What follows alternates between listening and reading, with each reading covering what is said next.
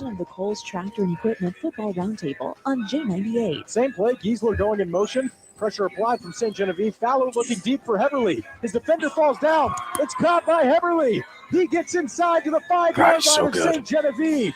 Boy, he makes it look so easy out there. Tonight, we'll recap the last weekend of high school football. And Potosi quickly getting to the line of scrimmage with 13, 12, 10. El Coleman gets the snap, runs around the right side. Potosi thinks they've scored. The officials say no. Zero's on the clock and Farmington wins. That was a Potosi QB run. Here's the snap. I didn't know Kick that. is up, and it is good. That is a weird play. That kid doesn't run the ball. And the Jefferson Blue Jays take their first lead of the ball game. 48 seconds left. They only needed like a yard. Plus, we'll be joined live They by were just different trying to great get the players snap and off. coaches throughout the season. Yeah. I forgot. Season and going into this Clock season, was we're not running, right? satisfied. And this group, proved that all off season with the work they put in the weight room. And Oh, yeah. it's shown in these first 3 weeks. Broadcasting live from Applebee's Bar and Grill in Farmington. Dropping back. We'll look to throw Do you need to his district left. rankings? Under pressure. Yeah, all of Heaves them. one up. That would be great, Far yeah. side end Except for zone. It's gone. Griff has The district Class 1, one, District 1 rankings goes through me. Tiger Stadium. St. Vincent still the one? Yeah. All righty. Four- Good for them. I know it's weird. Hayti has a better record, don't they? Now, 5-0 to 4-2. They played bigger. They That played bigger Perryville schools, win. I guess. That Perryville win, brother. Well, that is our cue. So we will say good evening to you for the first October edition of this show. There is not quite the chill in the air. The leaves are not quite turning their beautiful colors just yet. But hey, the St. Louis Cardinals are going to play a postseason baseball game tomorrow. So it certainly is October. Garrett Davenport, Griffin Weinberg with me here at our corner booth at Applebee's in Farmington. Chad Speaker joining us remotely as well. And Chad, I guess it was just such a good game for you this last weekend that you had to go out of town and clear your mind a little bit, right? Yeah, I guess so. Yeah, and I'm in Wichita, Kansas, and good to see you guys tonight. My wife even asked me if I wanted her to run out and buy some Applebee's, but but I told the guys to have a quesadilla burger for me there. So, but I'm glad that I was able to come on the show. I'll make that 2 quesadilla burgers a little bit later on. We have a ton of really exciting football to talk about this weekend. We had 2 great games on regional radio to look at. We're going to go through the entire scoreboard. One of the big winners of this week, the Fredericktown Blackcats, their first victory of the season. We're going to chat with them here in a couple of minutes. Head coach Jake Whitener and company are trotting in right now to grab some grub. You can do that as well here at Applebee's in Farmington. Let's go ahead, though, and dive right into what happened this week. And we got to start with the game Chad had on AM 800 KREI as the Farmington Knights executed an incredible homecoming comeback, knocking off Poplar Bluff 49-42 at Hale Memorial Stadium this past Friday night. The Knights really did come out strong. They had touchdown drives on their first 2 possessions. It looked like they were going to run kind of wild, and Poplar Bluff would fumble on the next play to give the Knights the ball on their Bluff 30. It looked like that they were going to have a chance to maybe put this thing away early. But after getting to the 11-yard line, Farmington fumbled it. And then Poplar Bluff had a 95-yard drive for their first score of the night. And it started a really impressive run as they would end up putting 6 consecutive touchdown drives together. Not 6 consecutive scoring possessions, 6 consecutive touchdown drives, meaning that at the 8:19 mark of the fourth quarter, not a lot of time left. Farmington it found itself down by 14. Cannon Carr was great for Poplar Bluff, and we'll talk more about him in a minute. But let's talk about when things really started to get interesting. That 14-point deficit with about 8 minutes to go. Farmington starts to cut back into it as their freshman fullback capped an 80-yard drive with a 14-yard touchdown run.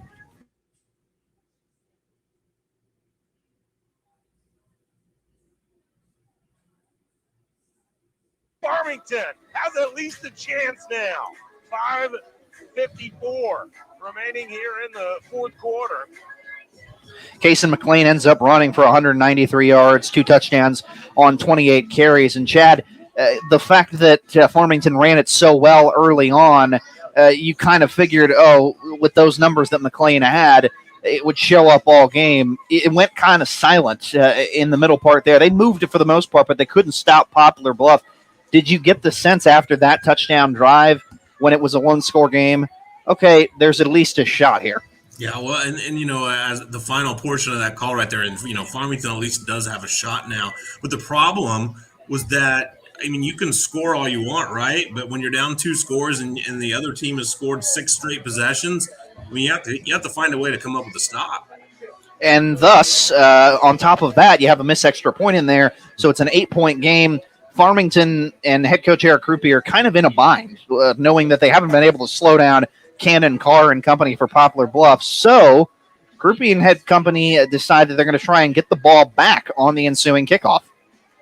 Cook approaches the football. He gets a big bounce, and Farmington's got a chance, and they fall on it. The Knights fall on it. The Knights have the football back. What a tremendous job by Cook. Cook had that thing tumbling and hopping end over end. He got 2 big bounces, and Adam Ricing comes up with a recovery. The Knights are back in business here. Chad, the funniest part, though, is while that seems like the momentum-swinging play, there were 2 more mixed in before we got to a tie game. Yeah, I know, because you thought, well, the field's now tipped, right? Farmington gets the onsides. Their offensive line really had controlled the action from the offensive perspective, and you thought, well, they're going to punch this thing in. And, well, they did, but not right away. There's still a little bit more drama to go. Chris Macklock comes up with an interception for Poplar Bluff to get the ball back. Then Farmington forces a fumble and gets it right back. At that point, Casey McLean is a little shaken up, so somebody else stepped in at fullback, and they would end up coming up with a huge play from 3 yards out with under a minute to go. The Knights have the football at the 3-yard line now. Here's Felker, the quarterback under center. Motions a man to the right side. He'll bring Cook in motion. Gives it to Williams. Williams right tackle, right side, and he's in. He's in. Tyler Williams, the senior, into the end zone. A 3-yard touchdown run by Tyler Williams. And Farmington has a chance to tie it up with a 2-point conversion. Jeremiah Cunningham would run it in to tie it at 42. With a little bit of time left, Poplar Bluff was able to get the kickoff to their own 41. And yet the Farmington defense pulled off, I think, the real miracle of this one, which is they got a 3-and-out for the first time in the game and did so to where they left enough time on the clock that after a good punt return and a penalty, put the ball at the Mules' 40 with 26 seconds left. They were set up to have an opportunity, and their offensive coordinator, Josh Hain, he reached deep into the playbook for what would prove to be a winning score. Felker brings the team up to the line. Double tight, double wing set. Casey McLean, the fullback. They'll run a little motion by Brock Hoffman from the left to the right side. Now they'll come with Cunningham, same thing. A late pitch, Cunningham on a tailback pass. He's throwing it to the end zone. He's got a man open. Touchdown Farmington! Touchdown Farmington! The Knights are on top! The Knights are on top! Touchdown Farmington on the halfback pass. Cunningham throws it into the end zone to Jake Bishop. An incredible 29-yard halfback pass that Cunningham threw to Jake Bishop, and the Knights are on top by 6 with 6 seconds left. One of the most amazing, incredible, unlikely finishes in the history of Hale Memorial Stadium. Chad, you've seen a lot of games for Farmington. You've seen one frantic finish just this year on the road at Potosi. Where does that one rank for you? And you know that last year they score, at St. Dominic with 15 seconds left and go for the win. They go for 2. They kick a field goal against Festus last year with zeros on the clock. And then the Potosi one where they stop them twice inside of the 1-yard line this year. And so they've had so many great finishes. But I think I put this one at the top because the fact they're down 14, the onside kick, but yet then they don't score there. They hadn't stopped them for 6 possessions, and they forced a fumble. I mean, just so many different things happen to make this happen. And they all had to go right for Farmington to pull this thing off. And I think I put this one at the top. It's homecoming, right? At home. It makes it a special environment. And there's another kind of little subplot that I find interesting. In the summertime, we visited the Farmington football camp, and you had Jeremiah Cunningham in a quarterback battle with Drew Felker. Well, Drew Felker wins the battle. He's, they say for various reasons, he's a great leader. He knows the offense well. He checks off the line, does all these things well. The one thing they said Jeremiah did a little bit better was throw the ball. And that's who they gave the ball to score the winning touchdown in this game. And the incredible thing is, Chad, when we were talking back at the studios after the game, I mean, it didn't even sound like it's something where they reached deep in the playbook for this. Like you were saying that, hey, they just kind of drew up this play on the sideline, right? Actually, they did. I talked to the offensive coordinator, and he said, "Don't tell anybody this." Now here we are. He said, "Don't tell anybody this," because I said, "How many times did you rep that play in practice?" And he said, "Don't tell anybody this, but we just drew that up on the sideline." Now I talked to the guy that caught the ball for the end zone show after the game, Jake Bishop, and Jake said that. He said as much on his interview, and so I think we're well within our bounds to repeat that. And I told Coach Hain that after I said, I didn't say it on the air, but Bishop did, and he said, "Don't worry about it, that's fine." And to me, that gives it even more credibility in a way. I mean, you have a bunch of players that are willing to listen the entire game and buy in up to the very final seconds, and they execute something that they've never run before. And I just want to say before you go, Nathan, is that I'm surprised that this is the first time really Jeremiah Cunningham has thrown the football. I mean, Chad just said it. He's really good at throwing the ball. So it's kind of surprising that now is the first time, but it's also a great first time. First pass is a touchdown for Jeremiah Cunningham. You can't draw it up any better. And I'll be waiting for my strongly, sternly worded email from Eric Krupe about mentioning that on the air as well. The other interesting part I think of that too is when Bishop broke off the line, nobody went with him. Farmington is such a run-heavy team. Nobody broke with him, and he got to the end zone. There wasn't a mule within 15 yards of him. But the pass by Cunningham was so high that Jake was just standing in the end zone like he was waiting for a punt. And you could see him just wanting the ball to get there with all these mules running after him. And he caught it and secured it, and then they crashed into him, and we know the result. It's the worst kind in the world, where it just hangs in the air forever to add to the drama. And yet Jake Bishop did a nice job of hauling that one in for Farmington and head coach Eric Krupe. We talked about the fact that they had to draw some up there at the very end. That's versatility, and Krupe was saying afterwards that his players really exhibited characteristics like that he wants his program to be known for. I couldn't be more proud of them. It's a great group of kids. It's enjoyable every single day to go to the practice field. They want to learn. They're eager to learn. They work their butts off. And everything that we talked about in the program, they demonstrated tonight. We talked about finishing. We talked about playing with discipline. We talked about toughness. Talk about the full 48 minutes and never say die until that ball crosses the goal line. And just all those things and more our kids showed tonight. And it's really just an impressive win. And I think the thing is, Chad, we've seen these close finishes the last 2 years now. You brought it up. This is something that is going to benefit this team in an enormous way in about 3 weeks' time, because we are entering the last third of the regular season. You have to start kind of think about the postseason at the end of this month. Farmington is going to be a team, unlike many of the others in the area, that has been in games that have come down to the last second and to the last yard. So they will not be intimidated by anything that comes down to the wire at the end of the year. You're right. And Nathan, especially the district they're playing in, right? I mean, where you have Hillsboro, North County, Festus. Maybe Farmington is in that mix. We'll see. I mean, North County was able to knock them off, but Farmington will play Festus as well before the end of the year, so we'll kind of see how that competition goes. But to me, the top half or better of that district, Hillsboro's the class of it right now, but it's going to be a fight.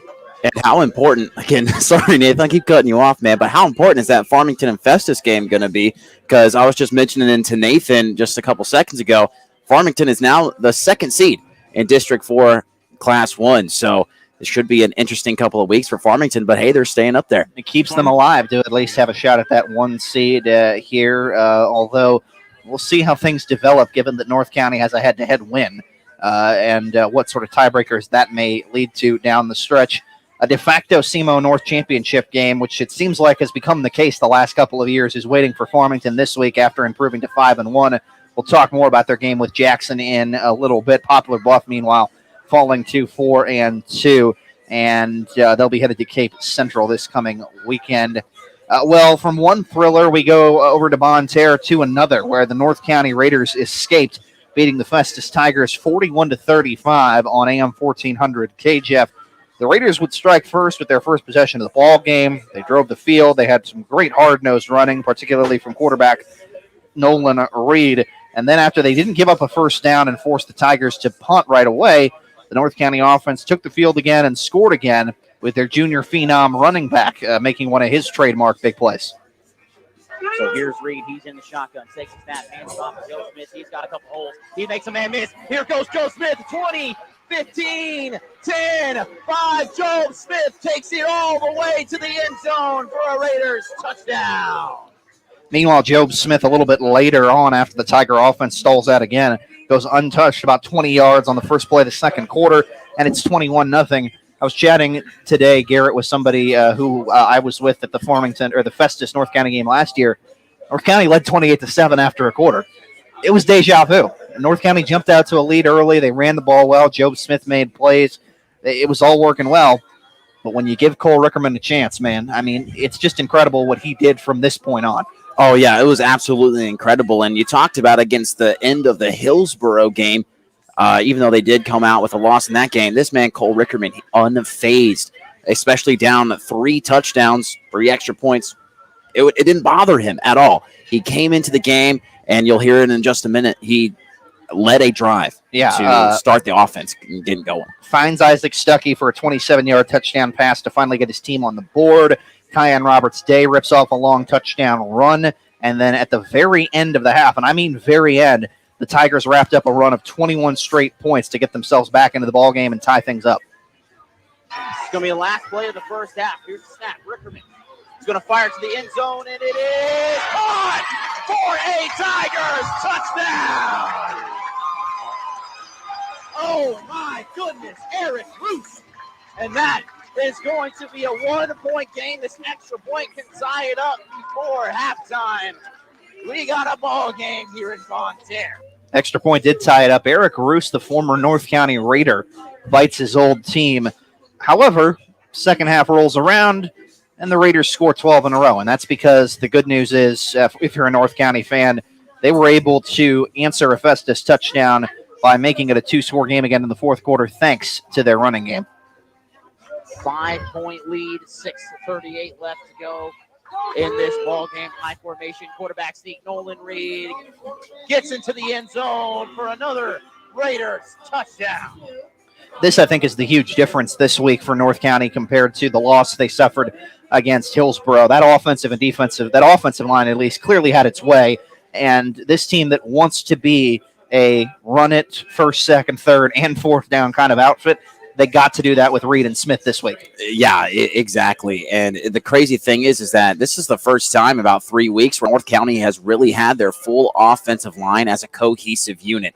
And again, we talked about on the pregame show, that is really the big difference for them against Festus. And there really wasn't any cute play calling from Brian Jones. It was give it a Nolan Reed, give it to Job Smith, get out of the way. And guess what? It worked because they were able to score 41 points. Yeah, they moved it up and down the field just between the tackles, which was a huge difference from a year ago when North County had to really show balance offensively, try to spread it out a little bit. The Tigers still had fight, though. Cole Rickerman, I can't say enough about this kid at QB. He ends up throwing for 210 yards and 3 TDs. A rushing TD makes it a 1-score game, and then Festus gets a stop on fourth down to get the ball back with less than 2 minutes to go. For the second consecutive week for the Tigers, it all came down to the last play of the game. They're going to have probably one more play left, 9 seconds. Festus has got to get set. They got to get their players They got back 5 seconds. here. They got 3. They got 2. Here's the snap. Last play of the game. In zone for Roos. It is out of the hands. The Raiders will win this ball game. Eric Roos, the ball was in his hands, but just falls incomplete.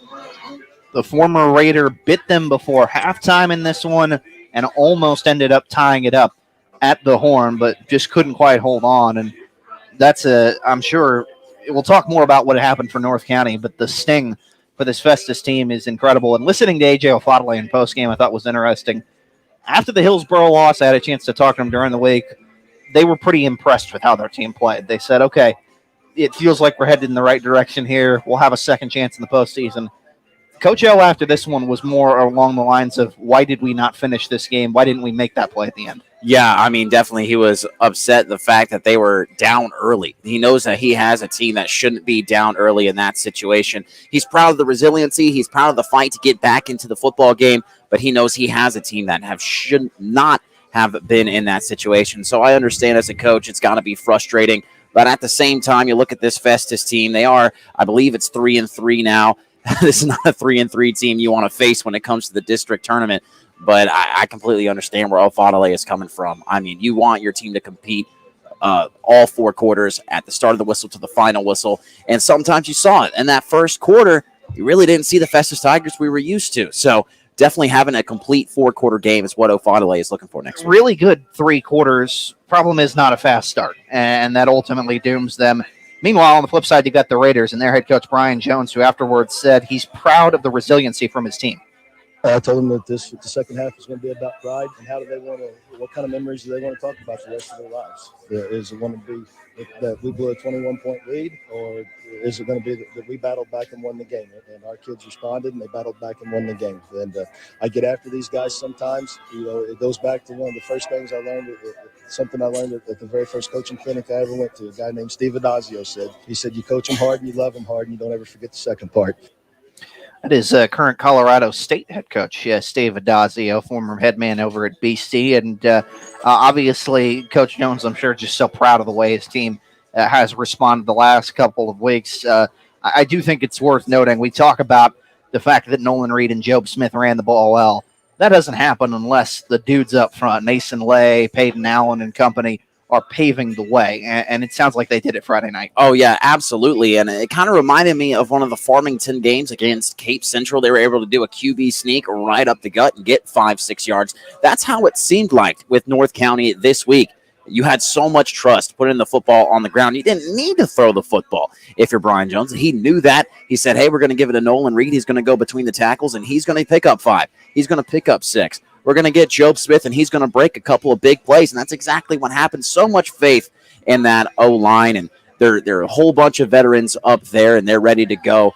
So, yeah, Jones just has a lot of confidence in those guys up front. Games are still won at the line of scrimmage. The game is about blocking and tackling. Even if the objective is to score points, you get there with your guys up front. And North County has gotten to 5-1 now as a result of the win they get this week. Meanwhile, Festus falling to 3-3. North County's going to Windsor this week. Festus will be hosting Pacific. The last game we'll talk about that happened on J98, a team that's been great all year, kind of got slowed up a little bit. St. Genevieve found a way to slow down a high-powered Central offense. Still wasn't enough, though, as the Rebels now up to number 8 in Class 3 this week. They beat the Dragons 28-14 on J98. St. Gen would force the Rebels to punt on their first drive. Second chance on offense to Central was a much different story. Another direct snap to Deshaun Welch in the shotgun. Takes his ball up the middle. Looks like he went down, but no, he stays on his feet. And Deshaun Welch picking up 6 for the Central Rebels. The first score of the game coming in with 2 minutes and 12 seconds to go in the first quarter. That Deshaun Welch score capped off an 85-yard drive. The Central defense got a stop, and they would capitalize on a short punt by the Dragons. Jet Bridges takes the snap himself, running up the middle into the end zone for a touchdown. Central Rebels take a 12-0 lead after a 5-yard rushing touchdown from Jet Bridges. 8 minutes and 45 seconds to go in this second quarter. And yet, the second half of that second quarter, nothing. Central's lead is still 13-0 when they go into halftime, Griffin. I mean, we'll talk a little more about it later on, but this is the best defensive performance anybody's had this year against that Rebel offense. Yeah, it was a really weird start for Central. They, at least when I saw them against Potosi, they were running a lot of hurry up. They weren't really, going into the huddle at all. Wasn't the case against St. Genevieve. That first drive, they Central started with the ball, and they were very slow, very deliberate in the plays that they were calling and how quickly they were moving on offense. And it just didn't seem like a Central kind of offense. And then about shortly, maybe 2 minutes left in the first quarter, so we're a little bit before the first touchdown, Corey Schweiss, head coach for Central, calls a timeout, walks out onto the field, talks to this team. They don't even come over to the bench.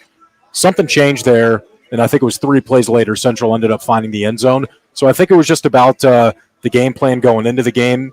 Head coach Corey Schweiss, again, he thought that St. Genevieve was going to be doing some different stuff on defense. Didn't end up being that way. Sped things up, got back to the regular offense, and then they were able to score. But, yeah, only having 13 points for Central going into halftime, it was very different. St. Genevieve, they felt like it felt like they were in control for much of the game. And when they came back at half, it really showed, that they were there to play. Yeah, it seemed like they had everything working, but it didn't show up on the scoreboard. And that's why your eyebrows raised a little bit when the Dragons got the second half kickoff and ended up making things interesting with a 67-yard touchdown drive. Three receivers on Bridges' right. Takes the snap and rolls to the right, looks to throw. He's got a man in the end zone. That's caught for a touchdown. Job Bryant gives the Central Rebels a 19-7 lead. That was the touchdown pass from Jet Bridges to Joe Bryant that allowed Central to get some cushion. A deep pass later in the game from Bridges to Bryant, I think like a 50-yard pass or so. Yeah. Got them into the red zone. Ruger Sutton scores, and they had a 2-point conversion to make it 28-7, pretty much putting this thing away. St. John's Austin McBride has a decent game. He scores late to end up with over 100 yards and 2 touchdowns. Hard not to make Deshaun Welch the Applebee's of Farmington player of the game again with 20 carries for over 160 yards. One of the big stories, unfortunately, in this one, though, the reason it's Ruger Sutton running that ball in at the end is that Welch suffers an injury in the fourth quarter where he has to be carried off the field and leaves the game with a lower leg injury. Yeah, we don't know much about it yet. I think, though, we're kind of hoping it's just a high ankle sprain right now, but we'll have to get it looked at. But, hopefully if it's a high ankle sprain, he'll only miss a few weeks. Hopefully it's better than that. But, he's in a lot of pain. So, we're just going to go pray about it, just like we do for anybody that gets hurt, whether it's our team or the other team. So, hopefully that'll take care of itself. And I'm not sure what's transpired over the last few days, but when I was texting with Corey Schweiss Saturday morning, he was there with Deshaun Welch, maybe at their football facility or his house, I'm not sure, but they were together, and Coach Schweiss was icing his ankle. He was there, to help him out, and he kept reiterating the fact that, we hope it's a lower ankle sprain, and he can be out for a few weeks. I haven't had any updates on that since Saturday. Right now they're just kind of hoping for the best news for Deshaun Welch, but the whole thing with Ruger Sutton scoring, and he came in and he did a good job of filling that running back position for the last 7 minutes or so of that game. Even before the season, Coach Schweiss thought that Ruger Sutton would be good enough to have like a kind of two-headed monster in the backfield with Deshaun Welch, but you just really didn't need Sutton to be that guy because you can give Deshaun Welch the ball. He can create room. He can score. He scores once every 4 times he touches the ball. So he's going to be a guy who can fill in. They got another freshman, Jackson Jones, who's been having a very solid year as well. There's still a lot of options on that offense, but yeah, it would really hurt, if Deshaun Welch is going to be out for a while. But hopefully we can get some updates on him, and hopefully it's not going to be that bad. We certainly send our best wishes to him. He is one of the most dynamic players in the entire area. Regional Radio Dream Team Player of the Year last season for football. You'd think he's well on his way to it again if he's able to play these last 3 games. Not looking like that, but the good news for Central, of course, currently sitting in the top seed in Class 3 District 1. They're in a 16 district. They would get a bye if they held on to either of the top 2 seeds going into the district playoffs, meaning potentially you could sit him for a month before they would have to put him back on the field. And that is obviously going to be the big thing is how much time can you buy for him to get back before you start the postseason? Yeah, it's a team that has a lot of aspirations of moving as far into the postseason as possible. I mean, this just seems like this is one of the better Central teams over the last 18 years that Corey Schweiss has been the head coach over there at Central in Park Hills. So they have aspirations of moving forward. And again, they have a lot of options that they can still put in to help fill out Deshaun Welch. They have a great passing game. Going back to Joe Bryant, the sophomore, he's over 20 catches on the season, just kind of building off what he did last year. Other guys like Grant Mannion, Slade Schweiss as well. They can throw the ball. They can still run the ball. They can afford to have some time for Deshaun Welch to heal up. And it's just going to be a matter of time, whenever that senior running back comes back. Yeah, we'll see what happens over the next couple of weeks and who gets more in the mix offensively while they wait for Welch to heal. Corey Schweiss's offense came into this game averaging 60 points per contest, but the Dragons ended up holding the Rebels to their lowest point total of the season. I mean, as far as on opposite sideline coaching, that's the best coach I've coached against in a while. Everybody knows how much I like Jay and I respect Jay, but I can honestly tell you, he knew a lot of the stuff we were doing, and some of the stuff we had only run one time this year, and that's a sign of a good coach. Coach Pope was outstanding tonight. He called out several of our plays when we were just lined up in formations, regardless of what we were actually calling out, which is awesome. And we had to go to some stuff that we had never done because otherwise he was going to know what we did, and that's a sign of a great coach, and I told him that. We can talk about sign of respect between two friends that Corey Schweiss says these things about Jay Pope. The numbers back this up. A couple weeks after his offense went point for point against a perennial powerhouse in Kennett, Now his defense goes out and limits maybe the most explosive offense in this part of the state to a pretty slow day, all things considered. Yeah, I was kind of wondering the same thing. They do have a history together. Schweiss has coached against Pope when he was a player for Valley under Judd Nagger, and there's a lot of niceties that they're sharing with each other leading into this game. But Jay Pope, he watches a lot of film. I know coming into this first game of the season, this is his first time being a head coach. He said that he watched like over 200 hours of film, and I believe it. He really wants to key down exactly what the other team is doing. He's a very smart guy. He was an assistant at Jackson last year when they went 15-0 or whatever it was, named the best team in the state. This St. Genevieve team, we've been talking a lot about Central during this whole post-game wrap-up, but St. Genevieve deserves a lot of credit because, yes, Central scores over 60 points per game coming into this. They hold them to 28 points, and that wasn't just a fluke. They took away the passing game, and the interesting quote that Pope told me before the game was, you can take away their plan A, and that's very possible, but you have to hope that your plan A on defense is better than their plan B on offense. You take away the passing game, now their plan B on offense is just give it to Deshaun Welch, and Deshaun Welch is good enough where he can score and he can get yards on anyone. But this St. Genevieve team, I think they're at 3-3 now as well. There's a lot of teams in this area that their records really don't reflect how good their teams are. St. Genevieve being at 3-3, I think is definitely a part of that conversation. They deserve so much credit for the way that they played against Central, and very interested to see how the rest of their season finishes up. We've said it about teams like Potosi, Garrett. Obviously, I agree with his assessment on Festus, and you have to put St. Gen in the category. I'm sorry if you have to play them in the first round of the playoffs. Yeah, they're so much better than the record. We'll see if they put a little winning streak together here at the end and end up really showing in their record on top of what they've done on the field that they've played really well. St. Gen's going to Perryville this Friday to try and get back above 500. While Central will be taking on Fredericktown this Friday as they have improved to 5-1. Like I mentioned, they moved up a spot, I think 2 spots. From 9 to 8, yeah, Central. Moved up to number 8 in the Class 3 polls, which you continue to see them slowly creep up. People are starting to notice more and more what they've done. Mm-hmm. Valley Catholic still at number 3 this week in Class 3. The Hillsboro Hawks moved into the top 10 in Class 4. They got to number 9. That is all the ranked teams we have right now. Jefferson dropped out of the receiving votes category after their loss. We'll see if anybody else maybe leaps their way into the conversation. And Hillsboro went to 10, not 9. Yes, that's correct. 10, not 9 in Class 4. Still great, the fact. Not ranked, and then they immediately jump up in the top 10. That's a very good team. We're going to try and go through some of the district standings a little later, too, just to give you an idea of where teams stand in terms of their positioning for seeding when we get to the postseason in a couple of weeks. I mentioned Central heading to Fredericktown. We're going to talk to Blackcats head coach Jake Leitner and some of his players later on. After the break, we're going to give you the rest of the Week 6 scoreboard. That's coming up on the Colts Tractor and Equipment Football Roundtable, live from Applebee's in Farmington here on J98.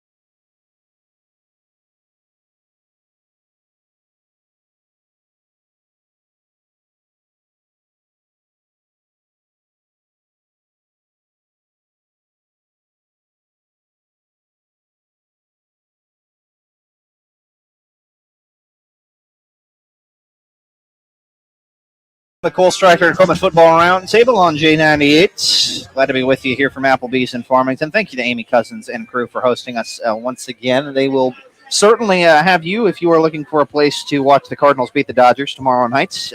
They have great food waiting for you, delicious beers on tap. We always recommend Blue Moon, and it's just a great atmosphere. So come on out. Big Blue Moon, Applebee's guys. in Farmington. Love it with the orange garnish, baby. Let's talk about that Week 6 football scoreboard. We told you about the games we had on regional radio. On J98, Central beats St. Genevieve 28-14. On KREI, Farmington wins the Classic, then homecoming against Poplar Bluff 49-42. And on KJEF, North County holds off Festus 41-35. We also, the Fredericktown Black Cats, our special guest, going to be with us in just a little bit. They got their first win of the year, 28-7 over DeSoto on Friday night. The rest of the scoreboard looks like this. In Perryville, the Potosi Trojans knock off the Pirates 28-0, and head coach Dylan Wyrick afterwards talked about his defense. Defensive line, linebackers flying around, making plays. A lot of times it's all kids that were having fun playing football, and we were proud of them. St. Vincent for the second consecutive week, not only a winner, but they shut out the opponent. They beat Bayless 59-0. Indians head coach Tim Schumer afterwards talked about the win. We started a little slow, coming off of a big game against Perryville with that rivalry. But we were able to get on the board in the second quarter and take the win. We shared the ball a lot on the ground. On the running backs, kind of all had a hand in it. They all three had a touchdown. Mason Light, Connor McMillan, and Jet Reisel. So they're kind of the guys we lean on. And then Christian Schaff, our quarterback, had a good night through the air. Had 2 touchdowns, and so he kind of just spread the ball all the way around tonight. We mentioned before the break, Valley Catholic still ranked number 3 in Class 3. They beat Jefferson 56-0. Warriors head coach Judd Nagger, though, even after the win, saying there are still things to work on. Also, early in the game, having a hard time lining up on the defense side of the ball. It's just nerves, I guess, more than anything, because we don't necessarily do that throughout the week. So we got to do a better job of that.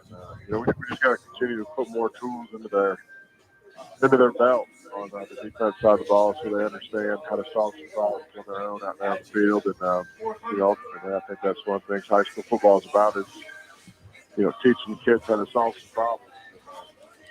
We got to get better at that. The Grandview Eagles had a homecoming victory this Friday. They beat Herculaneum 34-14. Head coach Dave Dallas said the Eagles defense did well.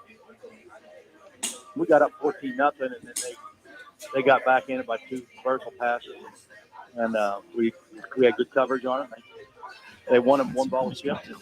They caught it. But other than that, we played well defensively. Kind of shut them down after that. Settled back in and played. But I think we played real well the second half. We shut them out the second half, and our offense continued to pound the football at them. Block breaks and runs, put the thing away. The Hillsboro Hawks winners 53-0 over Windsor Friday night. Head coach Bill Saharsky, meanwhile, talking about next week. Well, they did a really good job bleeding the clock on the first couple of drives. So we got the ball on all our drives in the first half. We got scoring on, but they just did a good job of melting the clock in the first quarter. And our kids, really kind of picked it up in the second quarter and started playing with Hillsboro coach. Tempo. This is Hillsboro. Played before half. We were able to get a score right before half, so that was good. We were able to come out and get the ball start the second half and go down and score in a couple plays. The St. Pius Lancers were winners again this week. They beat Donovan 37-13, led by head coach Dan Oliver. We had a couple guys out tonight. I remember changing that when and in the weekend sports and whatever Saturday sports. I remember changing that. I didn't change it in the. Our time going on, we gave up a kickoff return and kind of took some wind out of our sails, and then we kind of got back up on the horse and started going. And the Fox Warriors are winners this week as they knock off Melville 21-6. Head coach Brent Tinker talking about the win over the Panthers afterwards. Coach Heineman over at Melville is a very good friend of mine. Does a great job on his jet sweep game. They got us pretty early in the game, I think, on their first possession, and they got a good angle. We had a late safety fill, and they took it all the way down and scored. After that, the defense was able to kind of adjust to the speed of the game. It's hard to replicate how good they do it in scout team and practice, but Kent does a great job, and those Melville kids played really hard, but we were able to adjust to their speed and kind of really Coach Sanders, defense coordinator, did a great job tonight also. So I need to brag on the kids, brag on him, and tip my hat to my friend Kent. He did a good job tonight. There was one other winner this weekend, their first victory of the season. The Crystal City Hornets beat Sherwood at 22-8. Elsewhere, the Northwest Lions fall at home 35-7 at Lindbergh. And the Sequin Jaguars have a game effort. They were leading in the second half at one point, but ultimately they lose to the number 10 team in Class 5, Ladue in Imperial, by a final of 35-27. So for the most part, guys, it's a plethora of winners this week. Plenty of teams that had a lot of success. As we pick our big winners for Week 6, I would probably go ahead and start with the St. Vincent Indians, because this is the second consecutive week where, that air raid offense that Tim Schumer runs is humming. It sounds like quarterback play is starting to morph into where it needs to be, and they've had great quarterback play the last couple of years. But this is also the second consecutive week with a conference shutout victory. Yeah. As much as we talk about what St. Vincent does offensively over the years, the defense is really playing well right now, and that bodes extremely well for the Indians as they try to chase down an I-55 conference championship. Yeah, and St. Vincent at 4-2 as well. Those two losses coming from two of the best teams in the state. You can say that at this point, with Valley up there, number 3 in Class 3, and then Central now creeping up higher into the rankings and Class 3 as well. It's a 40-0 loss at Week 1 against Central, and then 56-14 against Valley Catholic. So, I'm really curious. I'm going to be talking hopefully with Tim Schumer later this week, because we're going to get a good look at that game on J98 this Friday. We'll talk about that a little later on throughout the show. I'm curious how much of that film goes into, the philosophy for the rest of the season, how much they pay attention to those two games, because it's just hard to gauge, your team and how good you are when you're playing two teams that are seemingly just so much higher above a lot of the other teams around the area. So, St. Vincent, they're doing well. They're doing all the things right against these teams right now. Yeah, like you said, 2 losses against 2 of Class 3's best, and that is a big reason why, even though the Hayti Indians have a better record, St. Vincent has the top seed in Class 1 District 1 right now. And, man, if they win this weekend against St. Pius, if they win out at the end of the regular season, you may see the Indians creep into those Class 1 rankings potentially. Both they and St. Pius are going to have strong cases if they win out at the end of the year to at least be ranked potentially. Griff, big winner for you this weekend. Yeah, I think it's St. Genevieve for me, even though they lost the game. I think that is a big winner for me, because they prove that they can hang with one of the top teams in Central in the state. It's a different story. See St. Vincent losing Week 1. Granted, that's a time when both coaches have a little more time to prepare for their opponents. But for St. Genevieve, hanging 14 points against Central, that's the most points that anyone has scored against them, not named MICDS. And you got to give them some credit there. And then holding them to only 28 points, shutting down the passing game seemingly. And then, it was just Deshaun Welch, that was doing a lot of the damage. And that's the guy who Central relied upon to really help beat St. Genevieve. Also, Central's defense, didn't talk about them a lot, but they really took away Zach Boyer against in that game as well. But for St. Genevieve, it's a big program builder. And then going back to Corey Schweiss saying that Jay Pope was one of the best coaches, at least one of the best coaching performances that he's seen against him in a very long time. It goes a long way, despite the fact that, they've known each other for a long time. That's something that really holds up. So I think for St. Genevieve, this was a game where it was really, we have something here. There's something very special here. And if it comes this year, great. But they are going to be set for a long time there. Hopefully they continue to build and, like we said, finish strong here at the end of the regular season. Garrett, who's the big winner for you this weekend? Well, I have to go with Crystal City picking up their first victory. And honestly, you look at their schedule 1-3. You might not think they're having a good season, but they've been competitive in every single game. I looked at the schedule last year. 2 teams stuck out. They lost to Chaffee and Kelly with a combined score, 95-8. This year, they lost to Chaffee by 6 points. They lost to Kelly by 15. So they are starting to turn the tide a little bit over at Crystal City. Also, I want to give a shout out to Callaway Dashner for the Hornets. He's got 276 rushing yards, 125 receiving yards, 4 touchdowns on the season. And Crystal City, again, 1-3, but they're my big winners this week. Yeah, it feels like the junior QB, Kyle Schaumburg, is settling in a big way. They could very easily be 2-2 based on that Week 1 result. Chad, big winner for you this week. I'm going to go with area football fans who are listening to regional radio. They're always winners, man. but especially the last couple weeks. That's what I'm saying. I mean, the year has been incredible, and the games that we've had on the air. You've got the Farmington finish at Potosi, first of all. You've got the Festus and Hillsboro finish. You've got the St. Pius, of course, Hail Mary. But this week, we had two of them, right? You had the Farmington finish, and then, of course, North County and Festus comes down to the last place. So if you're an area football fan listening to regional radio this year, you're getting your fill of great finishes and great football. And to add on to that, 3 straight weeks on AM 1400 at KJEF, I believe it was, talking about St. Pius, Jefferson, 2 games for Festus. It's been fun on KJEF. Next week we might have a different story, but we were waiting to talk about that. But yes, I agree with you, Chad. It's been real fun this season, especially these last couple of weeks on regional radio. Some really fun football games, some of the most fun high school football games I've ever seen. Yeah. So it's been real fun. Place your bets, folks. Which one's coming down to the last play this week? We'll see. We're going to talk about our broadcast games a little later on. Like I said, we're going to run through district standings, and we have got the entirety of the Week 7 schedule coming up in a few minutes. But after the break, we're going to have a chance to chat with our special guests. Another one of the big winners this weekend, the Fredericktown Black Cats. Their first victory of the season. Head coach Jake Whitener and company going to tell us how they did it after this on the Coles Tractor and Equipment Football Roundtable here on J98.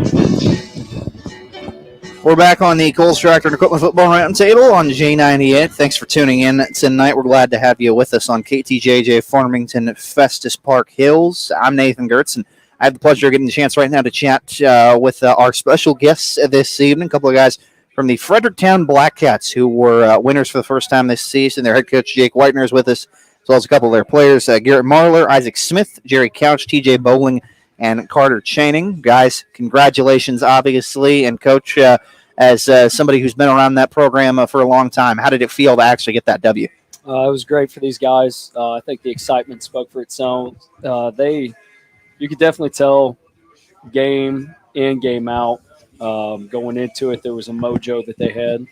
And you could definitely tell the excitement afterwards that the hard work finally paid off for them. How much do you feel like, because DeSoto did come up with a drive to tie the game, and, you were starting to put some scores together, but it was still sort of a game in the balance in the fourth quarter. How much do you feel like the close game you had with Perryville 2 weeks ago benefited you? There was a little bit different atmosphere with this one. I don't know what it was. There was a little bit more electric or excitement with our kids. We definitely did some things different. We executed some times where we flopped maybe against Perryville. The one thing that really changed for this game was the fact that we didn't have the penalties to set us behind the sticks. Because you don't take any credit away from the team that beat you, but when you beat yourself, you go back and review film and you see that you lost some of those games. So to watch these guys put it together and have marginal mistakes was very exciting. You say it's a different atmosphere, and I would have to turn to the players and ask why it was a different atmosphere. Isaac Smith, I'll let you start. Was there something going into that week for DeSoto? It was just a determination. I'm not putting up with anything less than a win this week. Yeah. We were, we're all really down because, going into the season, we were expecting a lot out of each other and all the players, and we were really hyped about the season. And, going into that game being 0-5, we're like, yeah, enough of that. We're like, we want this more than they do. And we went out there and we proved that we did. So. Sure, it was just a really satisfying feeling there at the end to not just win, but to really pull away from somebody. Jerry Couch, talk to me a little bit about Friday night. When did you kind of get the sense, okay, we can do this, we can finish off a game? I noticed it early in the first quarter. Came out with defense strong. They got that big play for the first down, and then we decided that was enough of that and got the ball up. And then offense, we had the steady drive, and then we got that penalty push behind the sticks. But then our defense came back out, and we could hold them again and get the ball back, and then offense finally started doing something with it and started keeping it like how we have to. Play our game and not theirs, keep it at our pace and not theirs. Had to be nice to go to somebody's place for homecoming, too, and do that, right? It felt a little sweet. Yeah, it felt good after coming off a loss from St. Jen at our homecoming. It felt pretty good taking theirs away from them. You got a little bit going, Coach, on offense in that St. Jen game in the second half. Did you take anything away lesson-wise, carry anything over and say, these are the things we need to do quarter in and quarter out? Yeah, and I actually said those exact words to these kids is, what St. Jen and Jay Pope does, that's where we want to be, and you compare St. Jen Park Hills with the steady offense that they have, how explosive they are, but yet at times they can nickel and dime you down the field, whether it's run or pass. And that's what we told them after that game is when you guys actually buy into what we want to do, that's where we're going to be eventually. So to tell them that coming off of St. Jen, and I still to this day tip my hat to Coach Pope because it's 55-6 at halftime. That could have went multiple different ways in the second half. We came out with two offensive drives in that game in the second half with most of their varsity defense and marched it down the field twice. So, we tell them 4 quarters of football because at times we're only 1 quarter or 2 quarters of football game. We put together 4 quarters of football, which we did Friday. It works in our favor. Garrett Marler, TJ Bowling, you're a big part of that offensively, handling the football. Second half on from St. Jen, what's something about everything around you that's felt a little different on offense? I think everyone's coming together finally and we're starting to move stuff along, going in the right direction. Garrett, what would you say is the thing that, especially this last week, you went, oh, wow, this is different from what we've been doing? Yeah, I think we're, as a team, I think more guys are starting to finally buy in. And I think that just the energy. There's a lot more excitement at practice, and I think that's just starting to show in games for us. The other part of this, of course, is it's a shutout in the second half against St. Gen, and you only give up 7 points this week. Carter Cheney, we got to get you in on this party. Has it felt more fun to play defense the last week and a half or so? Oh, yeah, it's been a blast just to be with everybody, making big hits and everybody cheering and everything. It's great. I imagine doing it for 4 quarters, though. That was the thing that felt really good because, you can do it for a half. That's fine, whatever. When you do it for 4 quarters, when you put an offense out on their home field, it was, I'm sure it's just satisfying because, there's a lot of work that goes into that. Yes, it was amazing watching everybody make the big plays on defense. I'll let each of you have one. Is there a single moment from Friday night that sticks out? Just as something that was really fun, that was like, oh, this is why I'm here, or something that you went, oh, this is hard work that's paid off for me. Just something that stands out big to you from Friday night. I don't really know. It was all good, wasn't it? Yeah, it was all good. Yeah. I like seeing my teammates succeed and do pretty good. Like TJ having a really good game, for himself. So I enjoyed seeing that. Jerry, you got a single moment, or is it all it was all good, all 4 quarters? It was pretty much all for my team. The second half, I kind of stepped it up, kind of helped contain the quarterback on the scrambles, not let him get some passes out on the outside. I know there was one play where I held him to the edge and slowed enough him down where Garrett could come through and finish with the sack. It was just great to see my teammates succeed, even though I'm not a part of it. I know I'm still associated with it because I still pull something into it. Garrett, TJ, any particular moment for you guys from Friday that really jumped out? I think Garrett's block punt, covering it on the touchdown, really got us going. Those are always fun when you make a good special teams play. Garrett, anything for you? There were multiple things. Just really start off the night. TJ got an interception, and that set the tone. Then we came out at half when we really needed to really set the tone again, and we ran a 99-yard kickoff to the house, and that really just had the team going. Y'all clearly are doing something right on special teams the way it went this last week. Logan, anything for you that really jumped out? Carter, excuse me. Yeah, all right. I think my touchdown pass to Colby Donahue, the play set up perfectly by our offense coordinator. Line had a really good pocket. That play delivered, got a good ball to Colby. Colby caught it and took it in the end zone. Those are feeling really good, I'm sure, because it's a lot of timing to learn how to play that position and get comfortable with receivers. Yes, sir. Coach, you got Central coming up this week, and obviously it's a terrific football team. Kind of like St. Gen, it's another example of, hey, this is where we'd like to be at some point. And we know Coach Schweiss does a great job. I mean, there's no doubt about it. In the MAFC, you know that Coach Schweiss's name's up there. And I've had the privilege of coaching against him for multiple years, now being at Fredericktown and then at Farmington. So, you get to really learn a guy. And, he's as diverse as they come with what he does. And he has a great arsenal on offense. But, you can't knock what P.J. Jones does on defense. I know that I think the most scored on them this year was, besides in my CDS, was this past week at 14 points.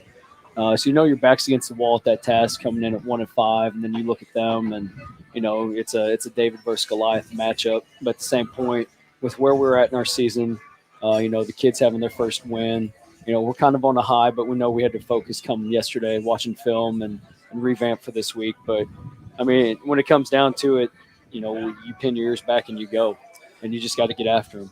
Does it complicate things slightly because that St. Gen tape, especially, that was a game where they got to a point where they said, we just got to give it to Deshaun every play.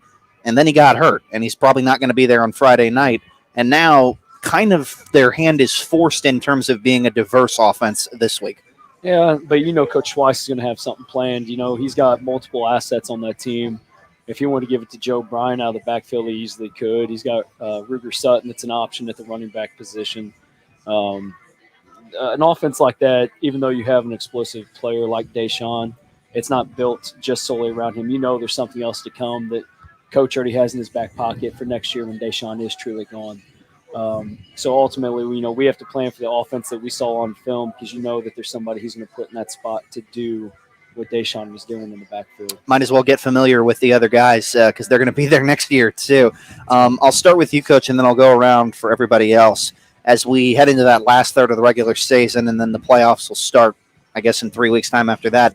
What is one thing you'd like to see this team as a whole be able to accomplish or just improve on that you feel like, okay, that's something that would really be a nice achievement for us and something to hang our hat on when this year is all said and done? There's two things that I really look for the finish of this year, and that is commitment and confidence. I really think we can do something here at the end of the season. I know we have Park Hills this week, and as we said, it's a David versus Goliath. We turn around with Donovan and East Prairie, which, if we have confidence and we're, committed to what we're trying to do, we can make a little bit of a push and end the regular season possibly at 3-6 and set ourselves up with a matchup going in to where, we're facing a Potosi team that's bested us the last 3 times we faced them, or possibly, run into Dexter. So to say that week 1 of districts is where we're ending, I mean, if we get those two things lined out going into districts, I kind of like to tell the boys, our back's against the wall. There's not many people that expect much from us. And when they buy in like they did on Friday night and the excitement that the kids had, I mean, we can do something here at the end of the season as long as we have the confidence and commitment. You play well these last 3 weeks, it can make the first 6 disappear very quickly. Isaac, I'll start with you. Something you want to see accomplished by the team over here at the end of the year? I would like to get, obviously at least 2 more wins. I mean, we got a Central and then Donovan and East Prairie. Yeah, and then I'd like to get the win against East Prairie and Donovan. I'd like to play a really good game against Central. That'd just be a blast. If we could play alongside them. I know I'm gonna try my hardest to play good in that game. So, Isaac, what are you looking for in the next couple of weeks? As a senior, I'd definitely like to end the last 2 of the actual season with wins. Come in with a senior night, that'd be pretty cool to come out with and get a win from there. It's been a while since I think we've had a home game win, so it'd be pretty cool to bring one out my senior year. Going to first round of playoffs, like Coach said, if we can beat Donovan East Prairie, give another shot Potosi. The first quarter in that Potosi game, that's what threw us off. If it wasn't for that, I think we could have been in that game. And just as a senior, I'd like to end on somewhat of a good note for next year's team. I know Coach Whitener has good plans for us. He's definitely turning around. It's definitely been different in the atmosphere around the practice and stuff with the coaches and the new bodies are coming out. I just wanted to end somewhat good and hope for next year to start off even better. Sounds like you're enjoying it, which is the good thing to hear. Yeah. TJ, what are you looking for next couple weeks? I'm just looking forward to everyone having fun and getting the win on Donovan, East Prairie. I hope we can put together a good, solid 4 quarters of football game against Central to show them that we're just not a team to step on, that we can sit there and play with them. And I'm really hoping for another shot at Potosi because I think we can throw them in the dirt and walk all over them if we really want to. Garrett, I imagine the Potosi things, that's echoed all over, right? Oh, yeah. And I'm just really looking forward to we have 2 really big opportunities to come out with some wins towards the end of the season. And then if we go out and play good against Central and we go get those 2 wins, we should be pretty confident going into Potosi. And I don't think they want to see us as a confident football team because I don't feel like we were necessarily a confident football team the first time we played them. And if we do that, we're not only ending the season on a high note, we're setting an example for the future of the program. Man, football is more mental than people think at the end of the day. Carter, you got to run the show for this team the last couple of weeks. What's the thing you want to see? I'm going to have to go with Jerry and TJ's on this one. I want the senior night. I want it to go smooth. I want to come out 2 wins, Donovan and East Prairie, and I want to get them seniors their win on their new home field. And I want to go to Potosi or Dexter, and I just want to take home a W again. Yeah, worth mentioning the new facility you guys got. You've talked about it before, Coach. It's a beautiful spot. and going to be a lot of fun for people to come watch football out there the next couple of years. So we look forward to seeing what you're able to do over the last couple of weeks and into the postseason. Hopefully we're there for it. Congratulations on getting a W here middle of the year, and appreciate you coming out and being with us here tonight. We appreciate it. Thank you. That is Jeff Whitener, head coach of the Fredericktown Black Cats, and a big thanks to the players as well: Garrett Marler, Isaac Smith, Jerry Couch, TJ Bowling, and Carter Cheney for coming on out and being with us. They will be, as mentioned, taking on the Central Rebels this Friday night. We're going to go ahead and take a time out. Come on back. We will get you through the entirety of your Week 7 schedule here in just a minute on the Coles Tractor and Equipment Football Roundtable on J98.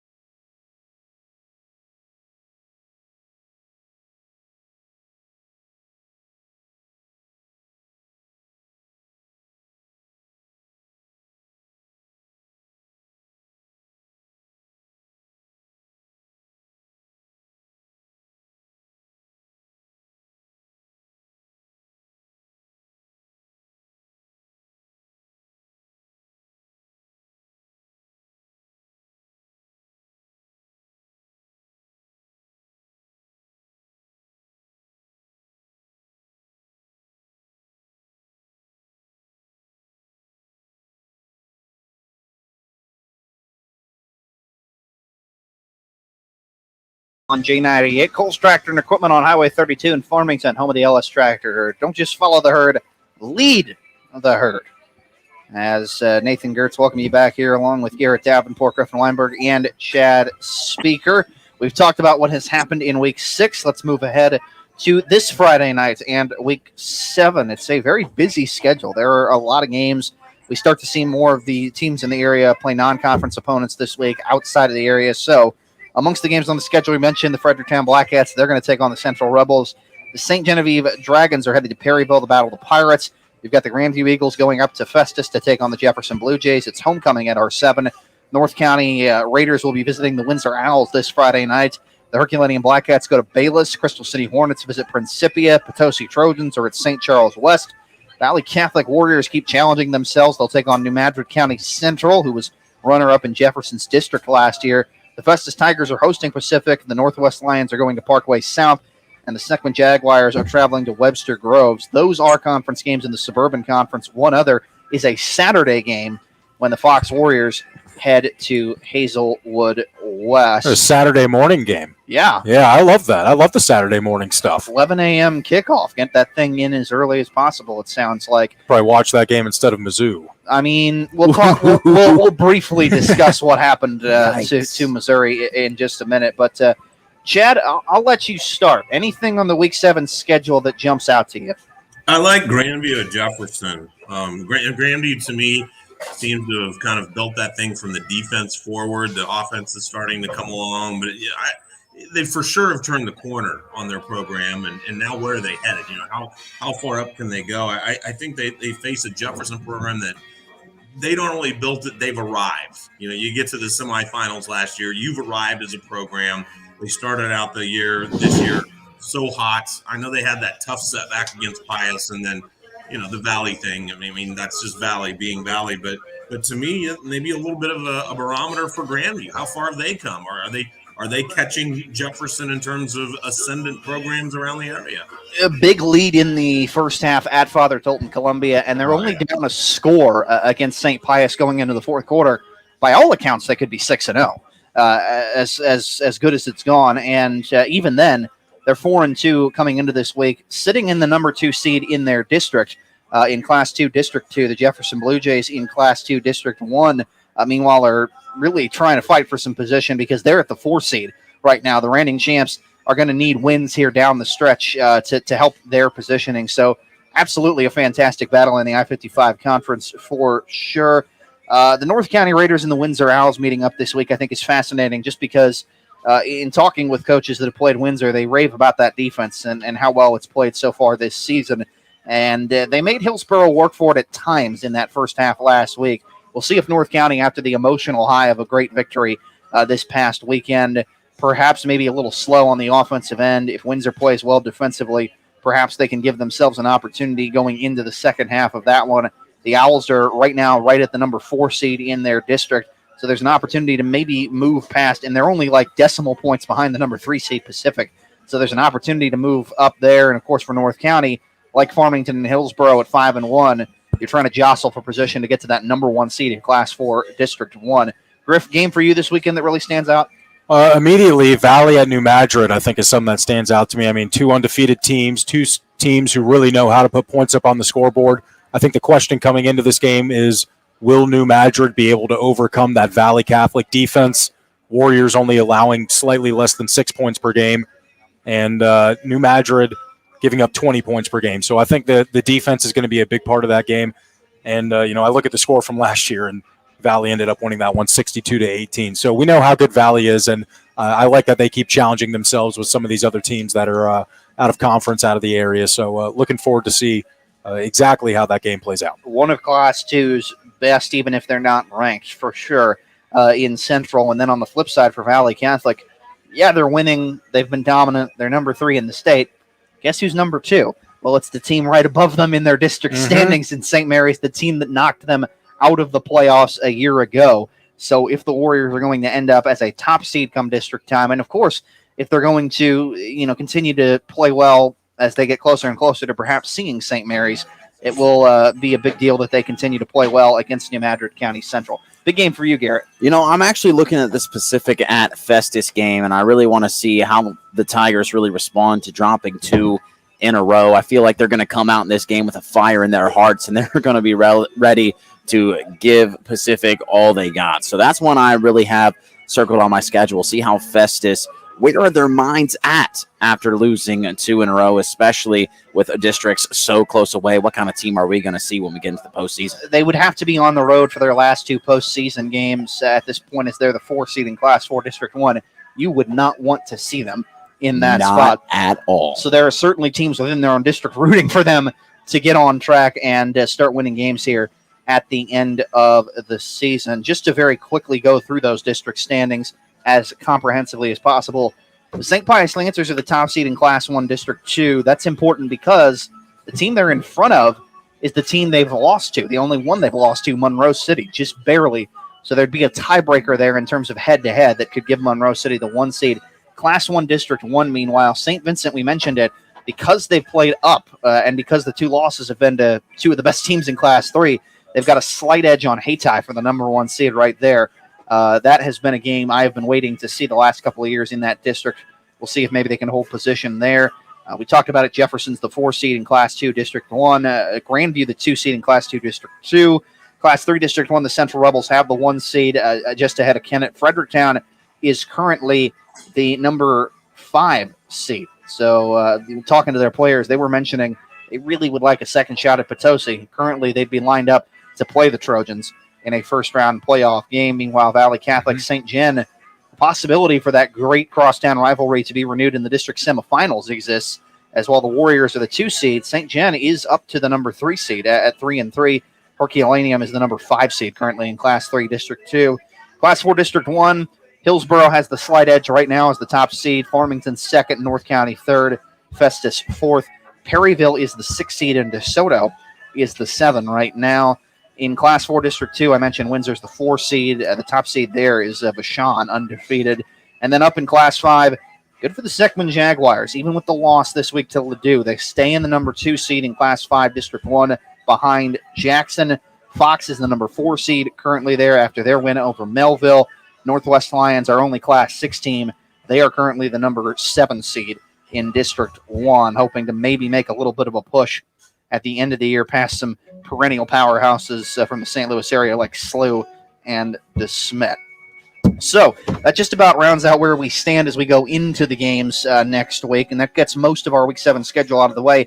We're going to go through the broadcast games for you in a couple of minutes. We'll also have a very, very brief look at the disastrous Saturday the Mizzou Tigers had. We're going to get to that here in just a minute. Stick around. We'll wrap up the Kohl's Tractor and Equipment Football Roundtable after this on J98. Serve your family the best dairy product.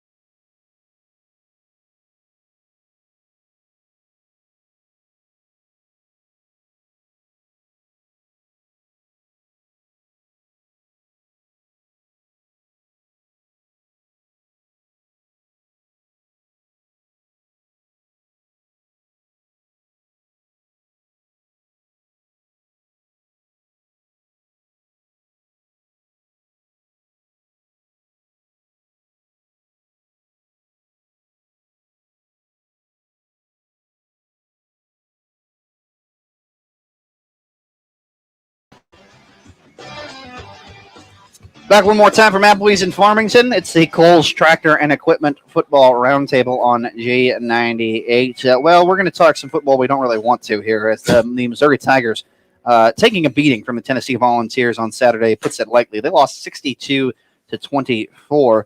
Tiger defense couldn't stop molasses in the wintertime. They gave up 683 total yards, 458 of those on the ground.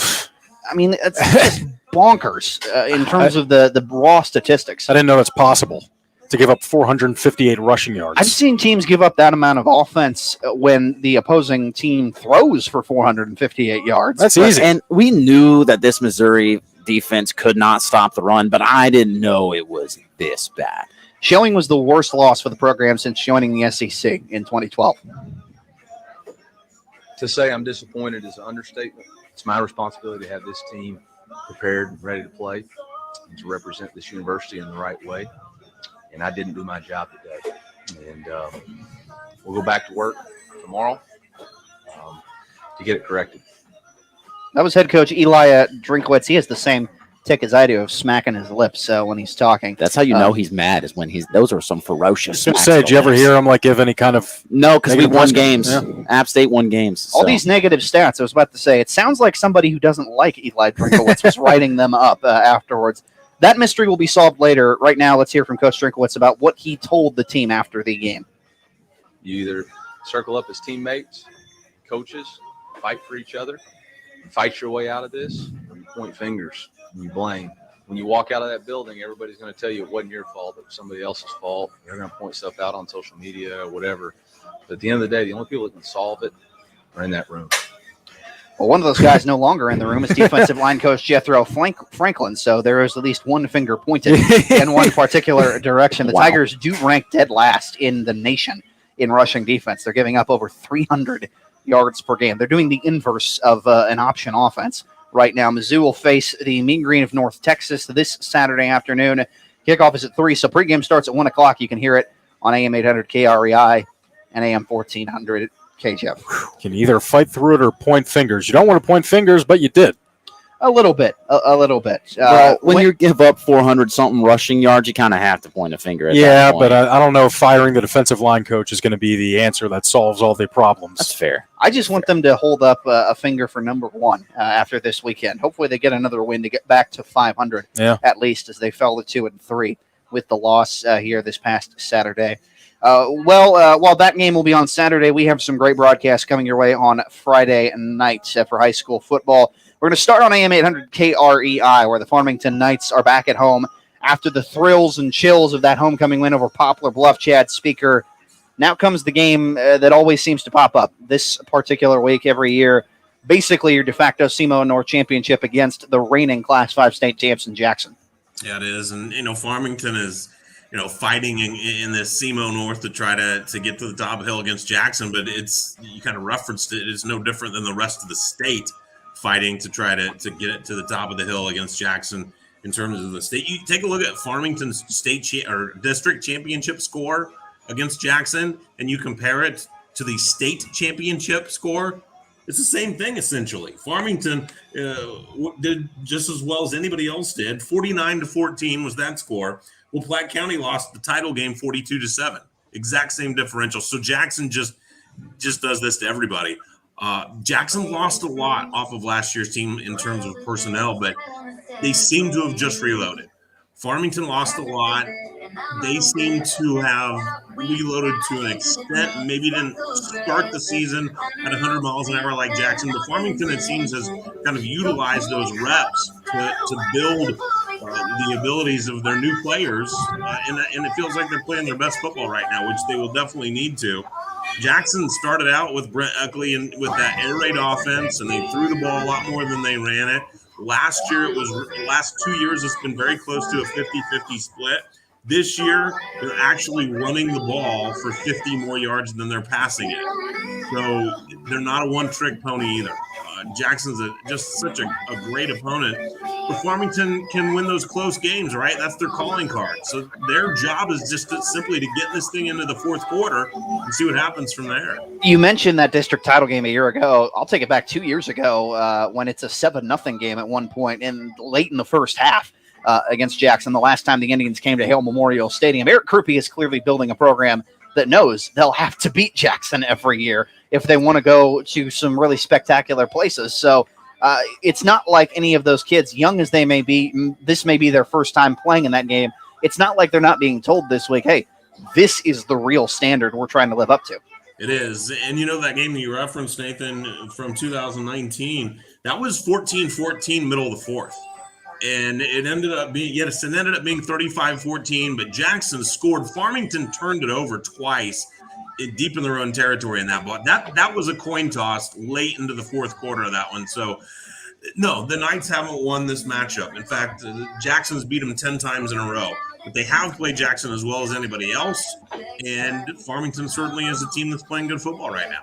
We will see if they can continue that here when Jackson comes to town Friday night. It's on AM 800 KREI. On AM 1400 Jeff Garrett will have Jefferson County Friday Night Football for you as the Hillsboro Hawks. They can wrap up the outright conference title with a win over the DeSoto Dragons. This feels like an opportunity to just continue to flex their muscle. I really cannot understate, and I use the word muscle in a literal sense. I cannot understate how great Hillsboro has gotten up front the line of scrimmage. A year ago, you could push them around a little bit. Now, Wyatt Yeager, Wyatt Husky, Jordan Jarvis, they will not back down from a fight. Oh, no, they will not. And you can credit Jackson Patterson's great season to those big boys up front. Those 834 yards and some change that he's been able to get, you got to credit that all to the big uglies, as you like to call them, Nathan. Is that offense doesn't explode without those guys up front, putting in that work, getting into the weight room, becoming, smarter in the game, veterans now. That is how they're able to explode offensively. Yeah, Austin Romain's not making big plays without those dudes up front as well. And a name to keep an eye on this weekend as well is Peyton Brown, a sophomore running back Bill Saharsky loves. He's talked about him in a way where I kind of assumed if he didn't have two all-state running backs in front of him, Peyton Brown would start. He loves that young man and feels like he's going, when he gets his chance to truly be the feature back, he'll be really, really special. Right now, he's just another weapon. And right now, honestly, for as you said, Peyton Brown, he's probably going to get a lot of reps against DeSoto this week. So he's going to really see exactly what he has. And I expect him to have a lot of touches, not just, Jackson Patterson, Austin Romain. They might not touch the ball as much this week. But, yeah, we're really going to see Peyton Brown and maybe even a coming out party for him and show what exactly he can do as a starter. Ripped off a 97-yard touchdown run back in week 1 against Northwest. We'll see if he continues to make big plays. And then there's a game on J98, a terrific tussle that is likely going to determine your I-55 conference champ, or at least goes a long way as the St. Pius Lancers go to Perryville and play the St. Vincent Indians. Griff, this just is a really interesting and fascinating battle. It's a clash of styles. St. Pius is when they want to, they're your classic wishbone offense, double wing attack. They want to just run it between the tackles. Tim Schumer calls the air raid, tries to dial it up and throw it around the yard for St. Vincent. And yet, despite that, I kind of think the defenses are what you have to watch in this one. Yeah, a lot of talk about the defense. We were talking about this during the break as well. We know that St. Vincent can put up points. St. Pius can score too. They're not like a complete, we're going to put up 70 points against you or anything like that. But St. Vincent's getting these shutout wins. The St. Pius defense has just seemed to get better and better as the season has gone on. A lot of new guys up front coming into the year, but now that everyone's kind of getting on the same page and, everyone's kind of settling into their roles, now that defense is playing really stout. I think this could be a very low-scoring game. You were saying it as well. May not be, a lot of points up on the board. And I'm very curious to see how St. Pius will respond to this game defensively because Donovan, they're a double-wing offense, so there's a lot of things that you have to really focus on with the defensive line and trying to shut down the run.